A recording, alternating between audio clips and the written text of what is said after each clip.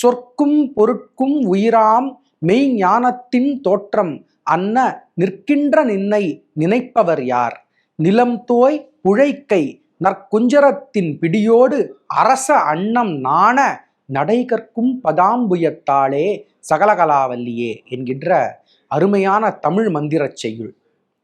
இந்த பாடலில சொற்கும் பொருட்கும் உயிராகக்கூடிய மெய்ஞானத்தின் தோற்றம் அன்ன நிற்கின்ற நின்னை நினைப்பவர் யார் என்று சொல்கிறார். சொல் அதற்கு உயிர் என்பது பொருள்தான். ஒரு வார்த்தை இருக்கிறது, அந்த வார்த்தை உயிர் உள்ள வார்த்தையா அல்லது வெறும் சப்தமா என்று எதை வைத்து சொல்லுகிறோம்? அதற்கு பொருள் இருக்கிறதா இல்லையா என்பதை வைத்துத்தான் சொல்லுகிறோம். சொல்லுக்கு பொருள் உயிராகிறது, சொல்லுக்கு பொருள் உயிர்.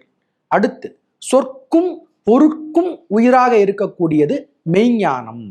நாம் எழுத்துக்களை வைத்து வார்த்தைகளை உருவாக்குகிறோம், வார்த்தைகளை வைத்து வாக்கியங்களை அமைக்கிறோம். அப்படி வாக்கியங்களை அமைக்கும் பொழுது அந்த சொல்லுக்கான பொருள் நிர்ணயமாகிறது.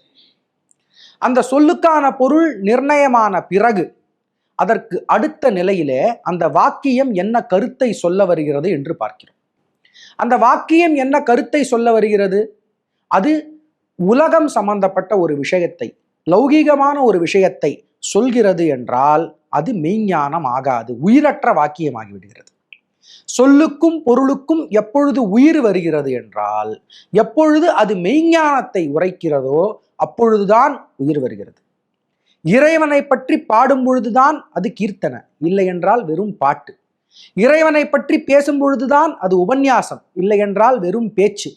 இறைவனை சித்திரமாக எழுதும் பொழுதுதான் அது திவ்யமங்கள விக்கிரகம், இல்லை என்றால் அது வெறும் படம். இப்படி மெய்ஞானம் தொடர்பு படாத எல்லா விஷயங்களுமே உயிர் இல்லாத விஷயங்கள் தான்.